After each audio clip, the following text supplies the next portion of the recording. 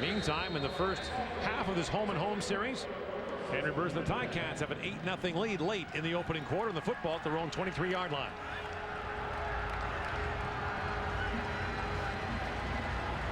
And again from the shotgun and throwing on first down, the pass for Bakari Grant off his fingertips.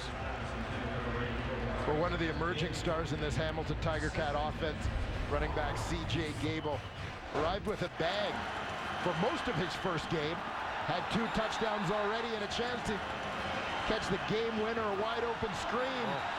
Slipped through his fingers, leading to a Toronto Argonaut victory. Gable a different player now than he was in week 1, though. He's been terrific. Over 100 yards from scrimmage in 3 of his last 4 games. Second and long now. Burris pump fake, wants to go over the top, can't find anyone open again, and now he's being chased by Cleon Lang, and Burris throws to the sideline. The pass is caught by Tasker, and they're going to say he's out of bounds. Henry Burris lucky to get away with one there. Luke Tasker in tight coverage along that sideline. That was almost intercepted by Alonzo Lawrence.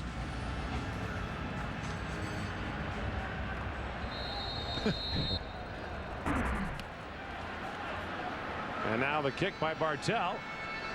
And Owens from the 38-yard line. And Owens gets spun around. A flag is down as he gets up to the 50. Let's join Matthew Shinetti.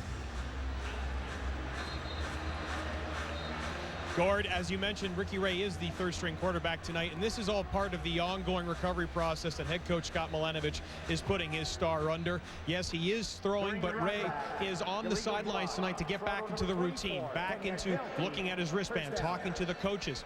But Zach Collaros couldn't help having a little bit of a chuckle this week when Ray went to Scott Milanovich and said, "Coach, do you mind if I try out to be the third-string quarterback?"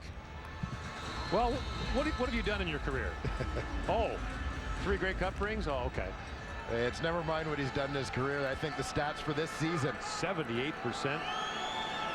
15 touchdowns, no interceptions. Illegal block against the Argos moves them back to the 33-yard line. Andre Dury with the catch, breaks the first tackle, still going, and Dury still going. Breaks more tackles into Hamilton territory. Andre Dury down to the 36-yard line. And a gain of 40 yards. He earned every single one of them. Well, and this play serves as a simple reminder defensively for why you always have to wrap up. Arthur Hobbs has a chance to take Andre Dury down right at the line of scrimmage, but he just goes for the strike without the wrap. Dury, with that tremendous balance, stays on his feet and turns it into a huge play for the Toronto Argonauts. And Dury leads the league in yards gained after reception and just added 34 yards to his total there. First down now from the 36-yard line. Collaros throwing over the middle. The pass incomplete, trying to find Dontrell Inman. He was well covered by Emmanuel Davis. Dontrell Inman should get a few more looks over the course of this ball game. John Childs out of the lineup with a hand injury. Inman, who's been essentially filling Chad Owens' spot in the receiving corps over the last couple weeks, will shift to the outside a little bit more often tonight and will be counted on to provide a bit of a deep threat, as that's what role Childs has filled since being inserted in the lineup.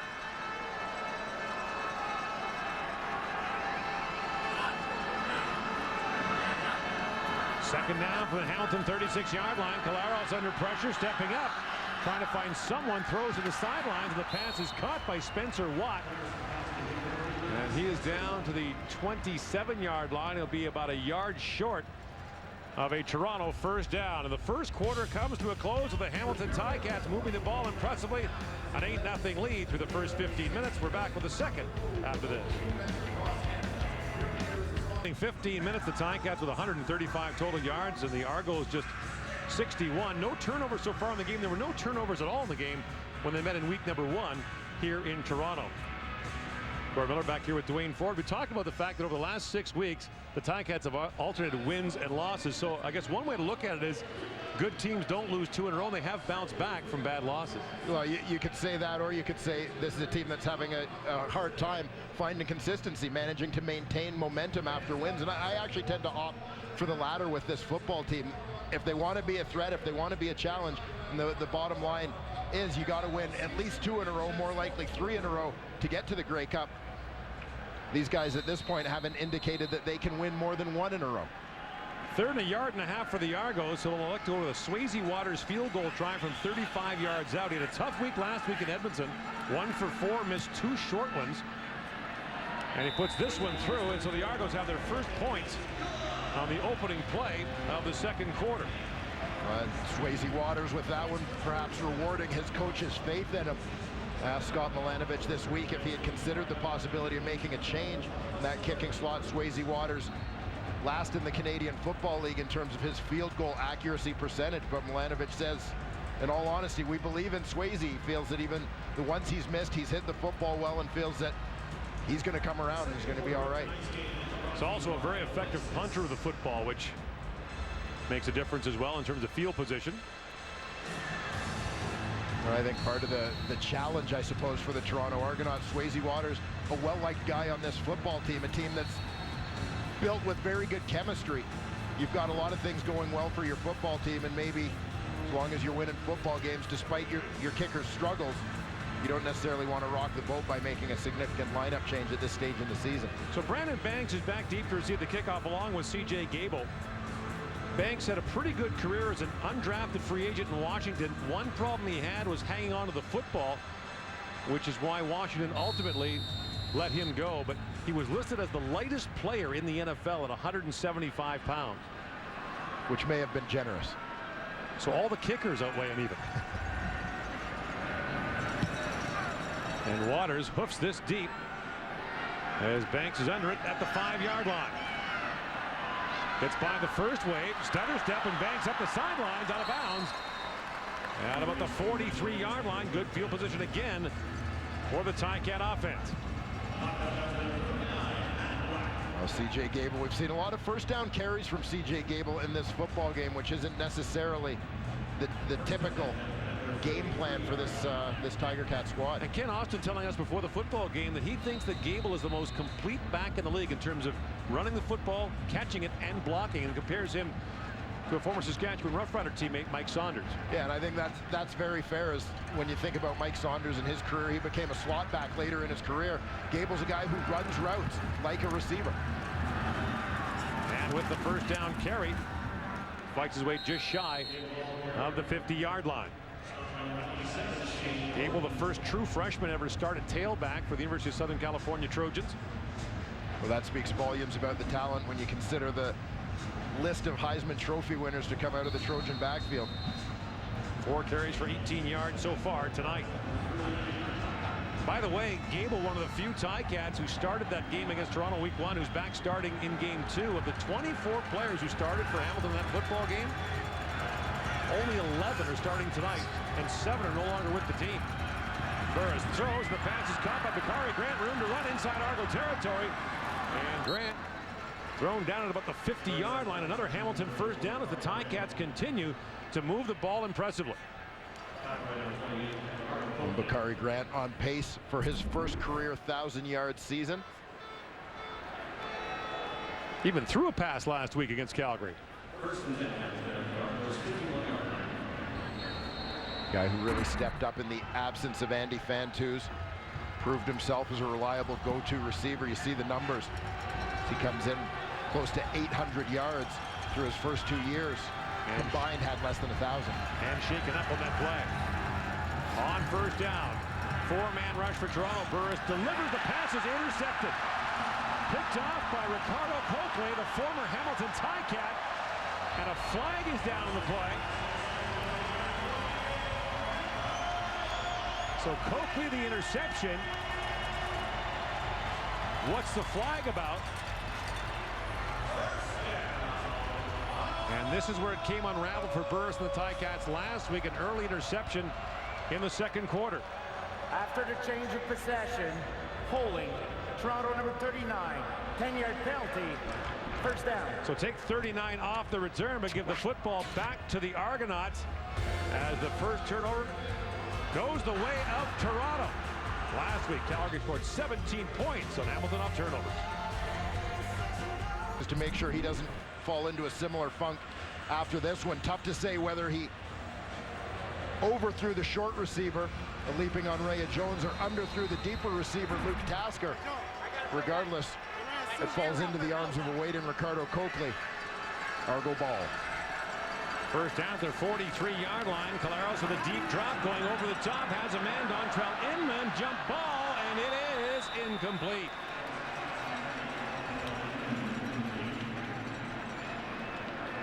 Very well defended on the play by the halfback, Arthur Hobbs, back into this Ticat lineup. Single receiver out to the offensive right. Inman's runs that corner back to the post. As the ball hangs up a little bit, allows an opportunity for Hobbs to recover. So it brings up another 2nd and long for the Argonauts, who have been in that situation for much of the first half.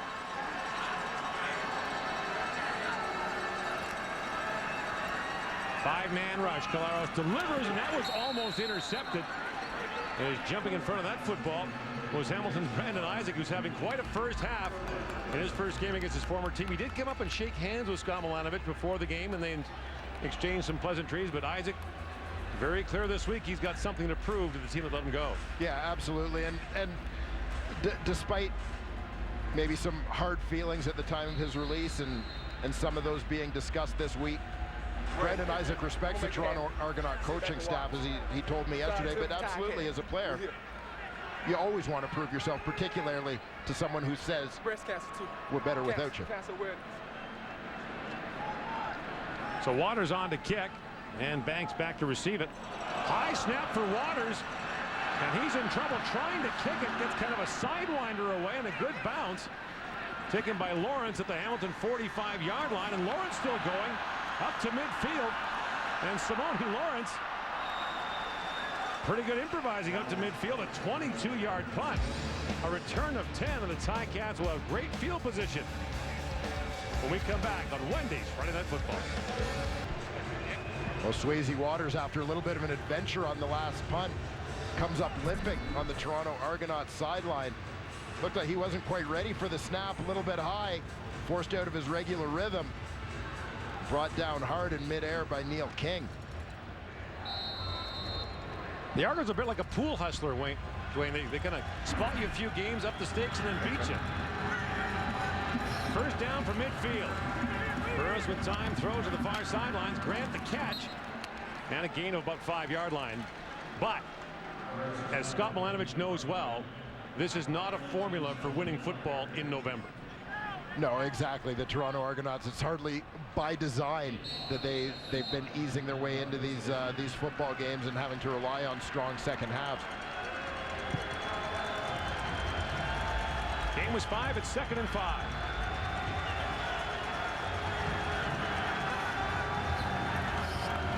And the second down carry goes to C.J. Gable. Bounces off the first tackle and gets away from Keontae Tripp and dives across the 45 for a Hamilton first down. A gain of 6. C.J. Gable does a nice job of combining plays like this, which is just a pure physical effort kind of run, with the spectacular, which we've seen, the airborne helicopter and the like. But here, just having a sense for where that first down marker is and doing whatever he's got to do to find it. One concern for the Argonauts, they've allowed more yards per game than any defense in the league this year. And Hamilton moving in impressively. Now Burris slings that over the top of the pile and finds Dobson Collins. And Collins close to another first down at the Toronto 35. Well, Collins, as you mentioned, a former BC Lion, Edmonton Eskimo. Guy who brings some speed to this receiving corps. The knock on him, the previous stops in his career have been that he hasn't caught the ball consistently, but getting a chance here in Hamilton. 3 for 49 so far in this game.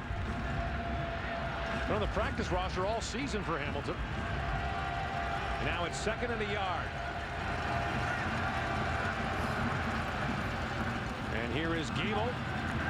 Dives back through the middle, runs right into the arms of Robert McCune to pick up a 4 yards, but another Hamilton first down. A pretty good collision between Gable and McCune. At the end of that play, you see some of the power from Gable. An important game for Hamilton, Dwayne. against a good team. The Ticats are 3-7 against everyone but Winnipeg. They're 3-0 against the Bombers, 3-7 against everyone else. They've had opportunities to win games in tough places on the road. You look at the game in BC, the game in Calgary a couple of weeks ago. They've shown that they can compete with these teams, no question. They just haven't been able to finish. Now Burris fires to Fantus. And he takes Pat Watkins for a ride, a gain of 7. Down to the Toronto 24-yard line. And again, you think back to the days of Andy Fantus as a Saskatchewan Rough Rider and Chris Jones coordinating the Calgary Stampeder defense. Andy Fantus used to see a lot of Brandon Browner. That was the matchup that would be set up. Look tonight for Fantus facing Chris Jones' defense to see a lot of the big cover guy in Patrick Watkins. Last 2 games against the Argos, 264 yards receiving and 2 touchdowns. Yeah, that was Jaleel Carter who had most of the coverage assignments on Fantus last time. The Argos looked to change it up. 2nd and short. Back to the ground to Gable. A first down and more. In across the 10. C.J. Gable, touchdown. And what a first half performance by the Hamilton Ticats in Toronto.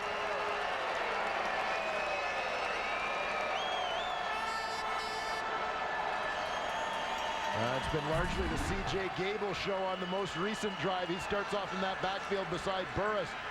Good zone to the front side. Nice vision by Gable with a little bit of a cutback to take it off the backside tackle before turning it up. A 6-play, 55-yard drive after that punting mishap by Toronto. And the Ticats, who had trouble putting the ball in the end zone last week, no such problems this week as Lothar puts it through. And the Ticats extend their lead. C.J. Gable with a touchdown run. That's his 6th of the year. And the Ticats extend the advantage. Turn right.